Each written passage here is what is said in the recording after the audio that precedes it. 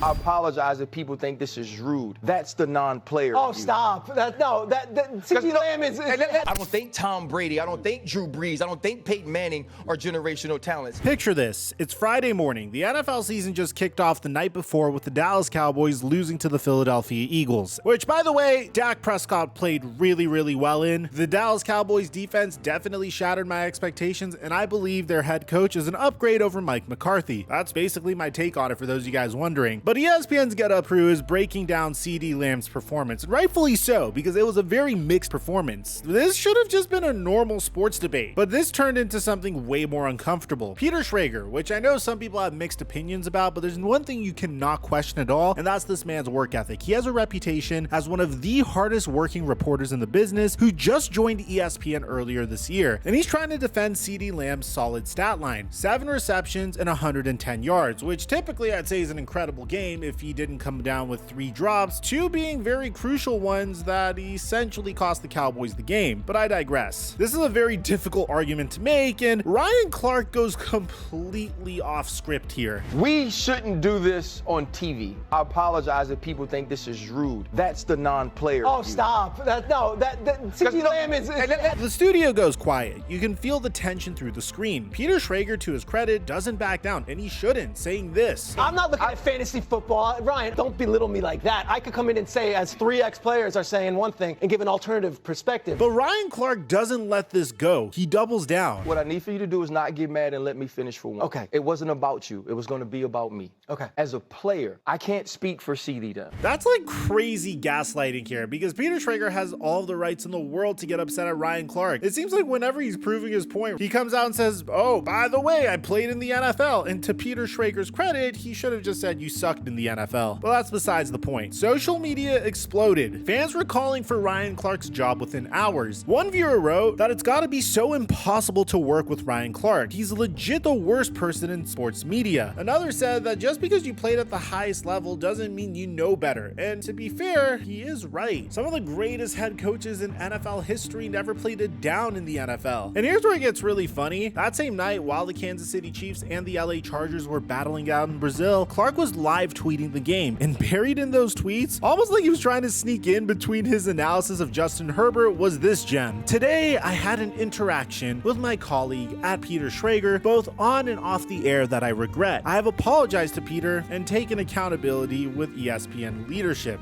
What? Both on and off the air? So apparently what we saw on TV wasn't even the worst of it, and he's casually just dropping this apology in the middle of tweeting about batted balls and zone pressures. It's like apologizing for crashing someone's car while you're commenting on a NASCAR race. Ryan Clark has had a lot of these in the past, but I've kind of ignored them in the past. But once you get into controversy after controversy and it's causing an outrage in the NFL community, at that particular point, it's kind of my job to make a video on it. Now, real quick, we have a huge announcement. Our NFL debut play that was posted on my Instagram story hit for $250, and our Dak Prescott free square play is looking good so far. But now PrizePicks gave us an additional free square. Lamar Jackson just needs 1 passing yard for his square to cash, and to take advantage of this opportunity, this is who I'm pairing him with. First, make sure you sign up for PrizePicks by clicking in the link in the description down below, or use my promo code Mikerophone to get $50 in lineups when you make a play of $5 or more. Once you do that, take Lamar Jackson's free square, obviously. Then take Baker Mayfield to go over 14.5 rush yards versus Atlanta. He's been over this in 4 of his last 5 games. And then take Joe Flacco to throw for over 241.5 pass yards versus the worst defense in the NFL. There's no question in my mind that that game's going to be a shootout. You put $25 down, you can make $150. On top of that, we partnered with Fantasy Aces to get you even more plays. These guys are on the cutting edge when it comes to researching the best lines to give you an edge, and since it's the earliest part of the season, the chances of you hitting are significantly higher because Vegas doesn't have statistical data to go off of early in the season. If you're interested in that, check out the WAP link in my description down below, and thank you PrizePicks for today's sponsor. Now, if you think this is Ryan Clark's first rodeo with controversy, oh buddy, you have not been paying attention. Let me take you back to May of 2025, just 4 months earlier, when Clark decided to wade into one of the most toxic debates in sports, the Caitlin Clark versus Angel Reese debate, which we made plenty of videos on my basketball channel, The Flight Mike, if you guys want to check that out. Robert Griffin III, a former Heisman Trophy winner turned media personality, had posted a video saying that Angel Reese hates teammates Caitlin Clark. The reason we're watching women's basketball is not just because of one person. It's because of me too. Now, I heard a lot of people say that I or others have made Angel Reese the villain. She called herself the villain. I'm not making her the villain. She's making herself the villain. Now, was this a hot take? Sure. But what Ryan Clark did next crossed about every line in the locker room codebook. On his podcast, The Pivot, Clark didn't just disagree with RG3's take, he went nuclear, saying, The one thing we know about RG3 is he's not having conversations at his home about what black women have to endure in this country. and then he dropped the bomb. If you're RG3, when is the last time within your household you've had a conversation about what she's dealing with? You haven't been able to do that because in both of your marriages, you've been married to white women. Can we let that sink in for a second? An ESPN analyst just brought out another man's wife into a basketball debate. RG3's response was swift and brutal. There's a line in life that you just simply don't cross. And Ryan Clark has sprinted past that line. Sage Steele, who had her own beefs with Clark in the past, called it classless, divisive, gross, and unnecessary. And here's where it gets really interesting. Multiple ESPN personalities told Outkick they wanted the network to discipline Clark. One anonymous source said that RC is a former player. There are two rules in the locker room. You don't talk about a man's girl or their money. But what happened? Stephen A. Smith, ESPN's biggest star, went to bat for Clark. I don't want to hear shit about Ryan Clark being fired. This is not a fireable offense. RC eventually apologized, multiple times actually. First to RG3's wife, then to his own family for bringing them into it, and then he even revealed that his oldest daughter is biracial, which made his comments even more puzzling. Some fans speculated that ESPN forced him to apologize, with one commenting that ESPN pulled up and said spin that apology or sign these papers.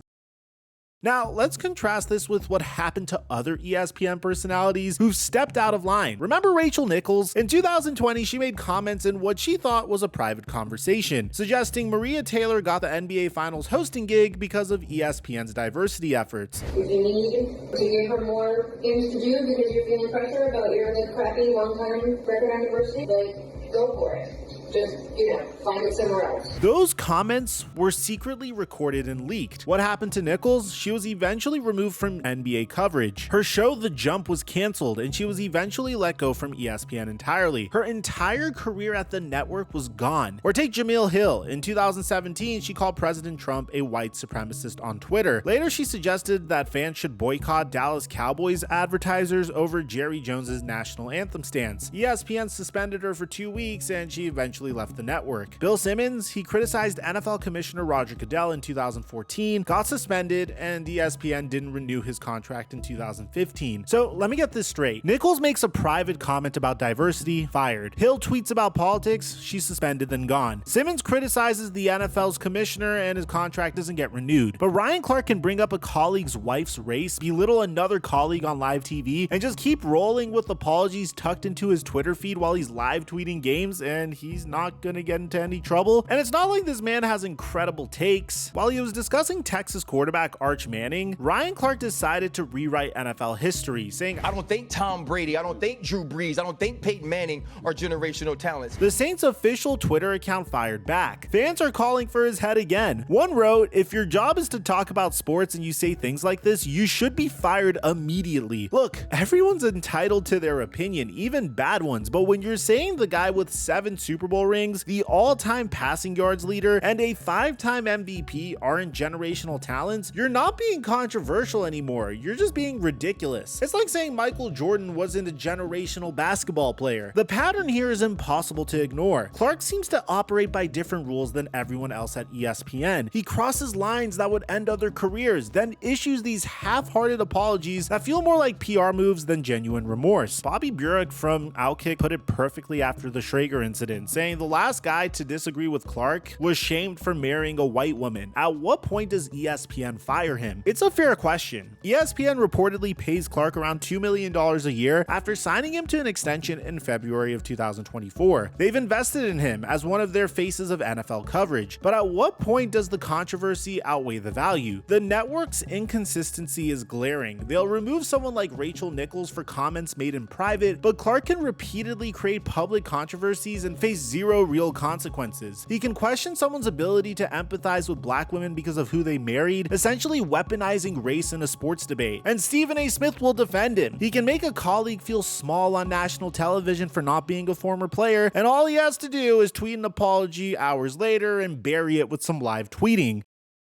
What message does this send to other ESPN employees? That there's a different set of rules depending on who you are. That some people are untouchable while others are expendable. The thing is, Clark is actually a talented analyst when he sticks to football. His insights from his playing days with the Steelers, where he won a Super Bowl in 2009, can be valuable. He understands defensive schemes, he can break down film, and he brings a player's perspective that matters. But he keeps sabotaging himself with these unnecessary personal attacks and wild takes. It's like watching someone with all the tools repeatedly shoot themselves in the foot, then get handed a band-aid and told to walk it off while others would be carried off on a stretcher. And here's the real kicker. Clark himself demanded accountability from others. When Don Emus made his infamous comments about the Rutgers women's basketball team, Clark's colleague Jameel Hill called for Emus to lose his job, saying he is routinely offensive to people of color and women, and if he needs to lose his job to understand there's no place for that, so be it. So where's that same energy now? Where's the consistency? ESPN finds itself at a crossroads. They've positioned themselves as a network that values diversity, inclusion, and professionalism. But every time Ryan Clark creates another controversy and faces no real consequences, they undermine those values. They're essentially saying that as long as you are valuable enough to the bottom line, you can operate with impunity. The Peter Schrager incident might seem small compared to the RG3 controversy, but it's actually more telling. This wasn't a heated Twitter exchange or a podcast rant. This was Clark belittling a colleague on live television in ESPN's own studio on their flagship morning show, and his response to bury an apology in his Twitter feed like he's trying to hide vegetables in a kid's meal. You have to wonder what it's like for other ESPN employees watching this play out. Imagine being someone who's walking on eggshells, worried that one wrong tweet might end your career, while watching Clark repeatedly cross lines and keep his job. Imagine being Peter Schrager, who handled himself with class in that moment, knowing that Clark will be back on set with you Monday morning like nothing happened. The most frustrating part is this could all be avoided if Clark just stuck to analyzing football. Nobody's asking him to be perfect. Nobody's saying former players can't have strong opinions. But there's a difference between being opinionated and being disrespectful, between being controversial and being cruel. And when you bring someone's spouse into a debate about basketball players, you've completely lost the plot. When you dismiss a colleague's opinion because they didn't play professionally, you're not making an argument, you're just being a bully. When you say three of the greatest quarterbacks ever aren't generational talents, you're not being insightful, you're just being an idiot. ESPN has a decision to make. Either they believe in consistent standards for all of their employees, or they don't. Either crossing certain lines has consequences, or it doesn't. They can't keep playing this game where some people get infinite second chances, while others don't even get one. As for Ryan Clark, maybe it's time for some self-reflection. He's got the platform, he's got the knowledge, and he's got the opportunity to be one of the best analysts in the business. Lord knows I'd do anything to be in that position, but he keeps getting in his own way with these unnecessary controversies. The question isn't whether he'll create another controversy. Based on the pattern, that seems inevitable. The question is whether ESPN will finally say enough is enough, or if Clark will continue to operate in a consequence-free zone while others pay the price for far less. One thing's for sure, the next time Clark tweets an apology in the middle of live tweeting a game, we'll all know it's just another day at the office for ESPN's seemingly untouchable analyst. And somewhere, Rachel Nichols is probably wondering what might have been if she just had Ryan Clark's seemingly infinite get out of jail free cards. So let me know in the comment section down below, what do you guys think about all this? Aside from that, I don't know if you guys heard, Bill Belichick just made his debut and it was ugly. And not for the reason that you think. His girlfriend is reappearing on the sideline. We have a completely separate video. I'm gonna leave it in the end screen. I'll meet you guys there. I'm your boy Mike, and I'm dropping our mic until our next upload.